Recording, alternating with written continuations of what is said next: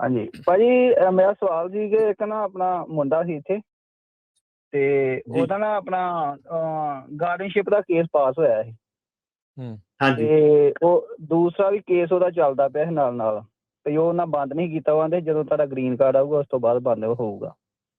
ਤੇ ਉਹ ਪਿਛਲੇ ਸਾਲ 22 ਦੀ ਤਰੀਕ ਤੇ ਗਿਆ ਸੀ, ਤੇ ਉੱਥੇ ਆਈਸ ਵਾਲਿਆਂ ਨੇ ਫੜ ਲਿਆ ਉਹਨੂੰ। ਓਕੇ। ਤੇ ਉਸ ਤੋਂ ਬਾਅਦ ਉਹਨੇ ਵੇਟ ਨਹੀਂ ਕੀਤੀ, ਉਹ ਸਾਈਨ ਕਰਕੇ ਤੇ ਇੰਡੀਆ ਚਲ ਗਿਆ। ਸੈਲਫ ਰਿਪੋਰਟ ਕਰ ਰਿਹਾ। ਹਾਂਜੀ ਓਕੇ। ਹਾਂਜੀ, ਤੇ ਉਹ ਇਹ ਆਪਾਂ ਇਹ ਪੁੱਛਣਾ ਕਿ ਉਹ ਕਿਸ ਤਰ੍ਹਾਂ ਵਾ ਜਦੋਂ ਉਹਦੀ ਜਿੱਦਾਂ ਬੈਕਲੌਗ ਚੱਲਣ ਦਿਆ ਜੇ ਗ੍ਰੀਨ ਕਾਰਡ ਦਾ ਉਹਨਾਂ ਦਾ, ਜਦੋਂ ਉਹ ਟਾਈਮ ਆਏਗਾ ਆਪਾਂ ਉਹਦਾ ਗ੍ਰੀਨ ਕਾਰਡ ਅਪਲਾਈ ਕਰਕੇ ਉਹਨੂੰ ਬੁਲਾ ਸਕਦੇ ਹਾਂ ਜਾਂ ਨਹੀਂ? ਪਹਿਲੀ ਗੱਲ ਤਾਂ 10 ਸਾਲ ਦੀ ਬਾਹਰ ਹੈਗੀ ਆ, ਇਹ ਆਊਟ ਆਫ ਇਕੁਏਸ਼ਨ ਹੋ ਗਿਆ ਕੰਮ ਗਾਰਡੀਅਨਸ਼ਿਪ ਵਾਲਾ। ਤਾਂ ਉਹ ਹੁਣ 10 ਸਾਲ ਤਾਂ ਵੈਸੇ ਨਹੀਂ ਆ ਸਕਦਾ, ਉਹ ਬਾਹਰ ਲੱਗ ਗਿਆ। ਨਹੀਂ, ਜੇ ਖੁਦ ਵੀ ਸਾਈਨ ਕਰਕੇ ਗਿਆ ਤਾਂ ਵੀ ਨਹੀਂ ਉਹ ਆ ਸਕਦਾ। ਪਰ ਡੀਪੋਰਟੇਸ਼ਨ ਲੈ ਕੇ ਗਿਆ ਨਾ, ਸਾਈਨ ਕਰਕੇ ਦਾ ਮਤਲਬ ਇਹ ਤਾਂ ਨਹੀਂ ਡੀਪੋਰਟੇਸ਼ਨ, ਰਿਮੂਵਲ ਲੈ ਕੇ ਗਿਆ ਨਾ, ਵੋਲੰਟਰੀ ਡਿਪਾਰਚਰ ਤੋਂ ਨਾ।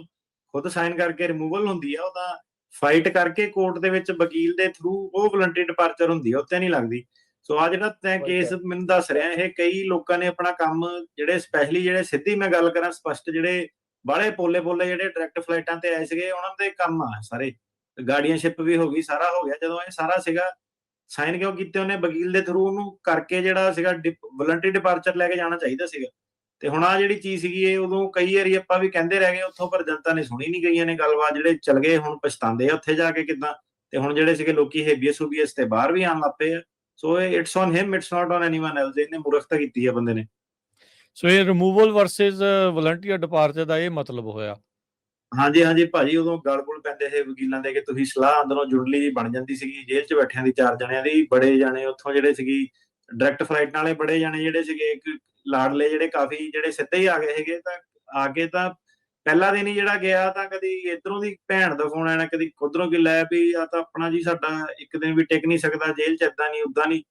ਤੇ ਉਹ ਮਤਲਬ ਹੁਣ ਜਿਹੜਾ ਦੱਸਦੇ ਕੇਸ ਇਹ ਸਾਰਾ ਵੱਟ ਤੇ ਪਿਆ ਸੀਗਾ ਇਹਨਾਂ ਦਾ, ਤਾਂ ਉਹੀ ਸੀਗਾ ਕਿ ਉਹ ਜਾਂ ਤਾਂ ਉਦੋਂ ਕਰਦੇ ਜਾਂ ਹੇਬੀਅਸ ਕਰਦੇ ਜਾਂ ਆਪਣਾ ਸੋ ਦੇ ਮੇਡ ਅ ਚੋਇਸ ਕੀ ਉਹਨਾਂ ਨੇ ਸਾਈਨ ਕਰਕੇ ਵੋਲੰਟਰੀ ਡਿਪਾਰਚਰ ਲੈ ਕੇ ਗਏ 10 ਸਾਲ ਦੀ, ਜਿਹੜੀ ਆਪਣੀ ਰਿਮੂਵਲ ਲੈ ਕੇ ਗਏ ਆ। ਸੋ ਵੋਲੰਟਰੀ ਡਿਪਾਰਚਰ ਦੇ ਵਿੱਚ ਫਿਰ ਅਟਾਰਨੀ ਕਹਿਣਾ ਜੀ ਉਹ 'ਚ ਫਿਰ ਬਾਹਰ ਨਹੀਂ ਹੁੰਦੀ, ਇਹਦਾ ਮਤਲਬ ਇਹ ਵੋਲੰਟਰੀ ਡਿਪਾਰਚਰ ਚਾਲ ਹੀ ਬਾਹਰ ਨਹੀਂ ਲੱਗਦੀ। देयर कैन बी अदर बार अनलॉफुल प्रेजेंस वाली ਉਹ, ਪਰ ਡਿਪੋਰਟੇਸ਼ਨ ਨਹੀਂ ਹੁੰਦੀ ਔਨ ਰਿਕਾਰਡ। ਠੀਕ ਹੈ। ਜਿਹੜੇ ਕਈ ਅਸਾਈਲਮ ਆਫਿਸ ਵਾਲੇ ਐਕਸਪੀਡਾਈਟਡ ਚ ਬੰਦੇ, ਉਹਨਾਂ ਦੇ ਕਈਆਂ ਤੇ 5 ਸਾਲ ਦੀ ਹੁੰਦੀ ਆ ਬਾਹਰ। ਠੀਕ ਜੀ ਜੀ, ਇਹ ਨੁਕਤੇ ਨੂੰ ਸਮਝੋ ਸਾਰੇ ਜਾਣੇ। ਨਾਲੇ ਹਾਰਡਸ਼ਿਪ ਜਦੋਂ ਹੁੰਦੀ ਆ ਫਿਰ ਫਾਈਟ ਕਰੋ ਯਾਰ, ਬੰਦਾ ਨਾ ਵਕੀਲ ਨੂੰ ਵੀ ਵਿੱਚ ਐ ਪਸੰਦ ਹੈ ਵਿੱਚ। ਤਾਂ 3 ਮਹੀਨੇ ਤੁਹਾਨੂੰ ਐਵੇਂ ਦੱਸਾਂ ਬੜੇ ਮਤਲਬ ਕਿ ਆਹੀ ਜਿਹੜੀ ਨਾ ਜਿਹੜਾ ਜਦੋਂ ਇਹਨਾਂ ਨੇ ਰਾਉਂਡ ਅਪ ਜਿਹੜਾ ਕਰਨੇ ਸ਼ੁਰੂ ਕੀਤੇ, ਉਹ ਮਤਲਬ ਏਦਾਂ ਕਿ ਵਿੱਚ ਵਿਚਾਲੇ ਜੇ ਫਸਾ ਕੇ ਰੱਖਿਆ ਵਕੀਲਾਂ ਨੂੰ ਵੀ, ਕਿ ਨਾ ਕੇਸ ਲੜਨਾ ਨਾ ਕੇ ਛੱਡਣਾ, ਮਤਲਬ ਕਿ ਅੱਧ ਵਿਚਕਾਲੇ ਜਿਹੜਾ ਟਰਕਾ ਕੇ ਜਿਹਾ। ਤੇ ਹੁਣ ਇਹਦੇ ਵਿੱਚ ਸੀਗਾ ਕਿ ਕਈ ਜਿਹੜੇ ਸੀਗੇ ਹਿੰਮਤੀ ਵੀ ਸੀਗੇ ਜਨਤਾ। ਹੁਣ ਮੈਂ ਕਿਹਾ ਆਪਣਾ ਬਾਹਰ-ਬੂਰ ਜਦੋਂ ਛੁੱਟਣੇ ਹੋਏ ਆ, ਉਹੀ ਦੱਸਦੇ ਆ, ਕਹਿੰਦੇ ਭਾਜੀ ਹੁਣ ਕਹਿੰਦੇ ਪਛਤਾਉਂਦੇ ਆ ਕਿ ਉਦੋਂ ਛੱਡ ਕੇ ਚਲ ਗਏ। ਜੀ